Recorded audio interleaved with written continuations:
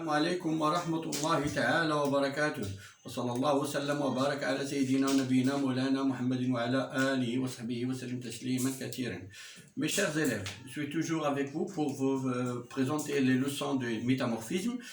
Je vais présenter ici, dans cette vidéo, Inch'Allah, le bilan des caractéristiques minéralogiques structurales des roches métamorphiques. La suite de la vidéo précédente qui va vous montrer comment ça évolue la composition minéralogique, comment ça évolue la teneur en eau, comment ça évolue le degré du métamorphisme. Je vous présente ici le bilan des caractéristiques des roches métamorphiques des zones de subduction.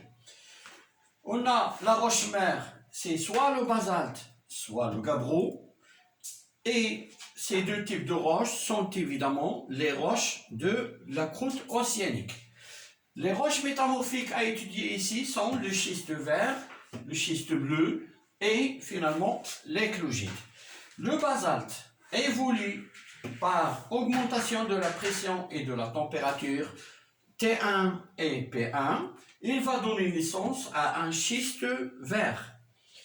Et par la température T2 et P2, le schiste vert évolue et donne un deuxième type de roche métamorphique des zones de subduction avec un degré plus élevé de métamorphisme qui est le schiste bleu.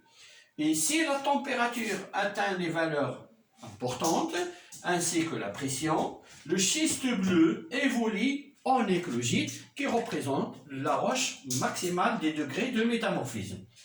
Du côté de la composition minéralogique, la roche mère contient toujours des pyroxènes, des plagioclases, parfois des olivines. Ces roches, ces minéraux vont évoluer à deux types de minéraux dans le schiste vert qui sont les actinotes et les chlorites. On a l'actinote plus la chlorite. Il peut y avoir également des plagioclases, des résidus des pyroxènes, etc. Mais une fois qu'on a de l'actinote, ou bien de l'actinote et la chlorite, ça y est, on parle de roche métamorphique avec un faible degré de métamorphisme qui est le schiste vert.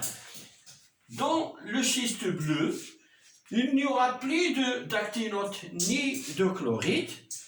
Ils vont laisser leur place à d'autres minéraux qui seront plus stables dans le schiste bleu. Ce sont les pédotes et le glucophane, notamment le glucophane est le minéral indicateur du schiste bleu. On n'a pas le droit de parler de schiste bleu si on n'a pas de glucophane. Très bien. Donc, si on passe du schiste vert à l'éclogite, on assiste à la disparition de l'épidote et du glucophane avec apparition de deux minéraux plus caractéristiques et plus stables dans l'éclogite. Ce sont la jadéite et le grenat.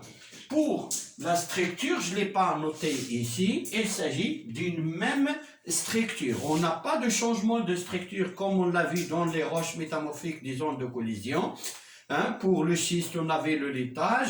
Pour le micaschiste, on a la schistosité. Pour les gneiss, on a la foliation. Ici, on a presque la même structure qui est la foliation qui est due à l'augmentation de pression. Dans ce type de métamorphisme, il s'agit d'un métamorphisme dynamique qui est dû à une très forte élévation de la pression alors que la température est toujours basse. Concernant la teneur en eau, en H2O, lors du passage des basaltes ou bien le gabbro vers le schiste vert, on assiste à une hydratation, c'est-à-dire que les minéraux des schistes verts contiennent plus de molécules d'H2O, alors que lorsqu'on passe des schistes verts vers le schiste bleu et finalement vers l'éclogite, on parle d'une déshydratation, c'est-à-dire un appauvrissement des schistes verts et des éclogites en H2O. Et on l'a déjà vu l'autre fois dans l'autre chapitre, ces molécules d'H2O qui sont responsables de la fusion partielle de la péridotite au niveau de la plaque chevauchante, lors de l'étude du magmatisme de la zone de subduction. Très bien. Concernant le degré de métamorphisme, on a le schiste vert a toujours un degré faible de métamorphisme. L'éclogite a un degré de métamorphisme très important. Pourquoi? Parce que T1 est inférieur à T2, qui est inférieur à T3. La pression P1 est inférieure à P2, elle est inférieure à P3, et donc, en partant des schistes verts vers les éclogites, on a un degré de métamorphisme qui est croissant. Très bien.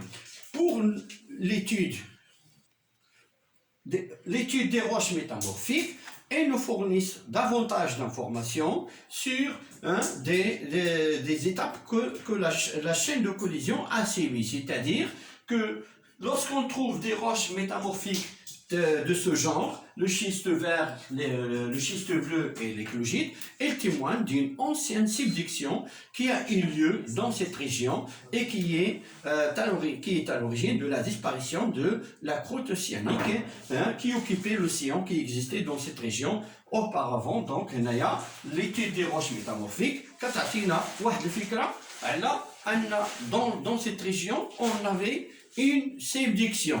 La subduction s'est transformée en abduction et qui est terminée par une collision. Bon, mes chers élèves, c'est ainsi que se termine cette leçon. Et Inch'Allah, à la prochaine vidéo, Inch'Allah.